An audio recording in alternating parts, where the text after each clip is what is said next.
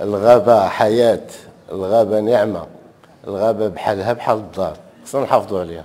هذا شعار ربما إشهار لم يستوعب من طرف مافيا الغابة التي تعتدي على الغابة في الليل والنهار في مناطق عدة، وخاصة في المناطق اللي كتعرف الغابة من نوع خاص وهي الإرز بإقليم الحسيمة بكل من جماعة ساكن وكتامة وغيرها. فقد طرقنا جميع الأبواب بالصور والحجاج، لم نجد من أنصف هؤلاء الغيورين على الغابة وعلى البيئة.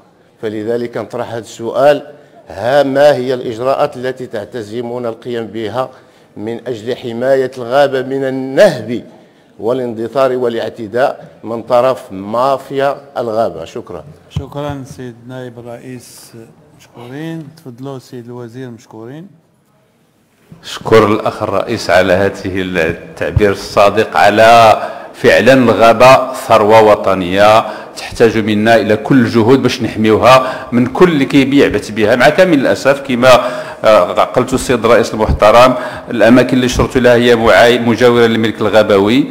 تم تحرير تقارير جنحية هي الآن أمام القضاء من طرف أعوان المياه والغابات بمعية السلطة المحلية والدرك الملكي. هذه المخالفات كتهم قطع الشجار، الأرز، التعشيب، الحرث، خصوصا السجل الأخيرها في المكان المسمى إم موسى بطبيعة الحال، حيث تم قطع 40 شجرة من نوع الأرز، واتخذت الإجراءات اللي هي الآن موحلة على القضاء. نعطيكم بعض المعطيات الرقمية.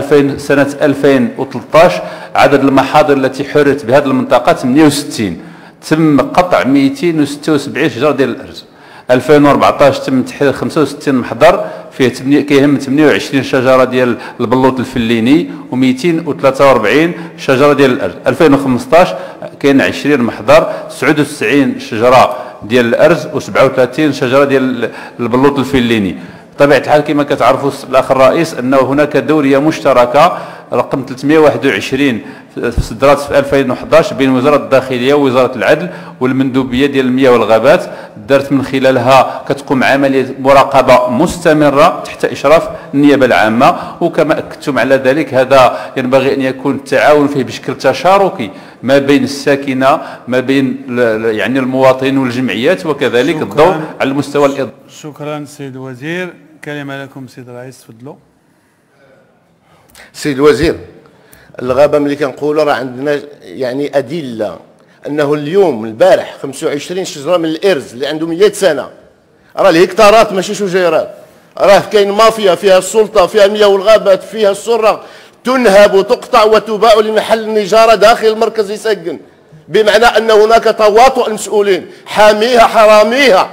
هادشي اللي بغينا إجراءات صارمة، بغينا لجنة تفتيش عن المكان. راه بيئة هذه شجر الإرز هذا، ولكن هناك تواطؤ مع ديال جميع المسؤولين على مستوى هذه الجماعات وعلى هذه المناطق. فبغينا إفادة لجنة التفتيش. البارح توصلت الآن 25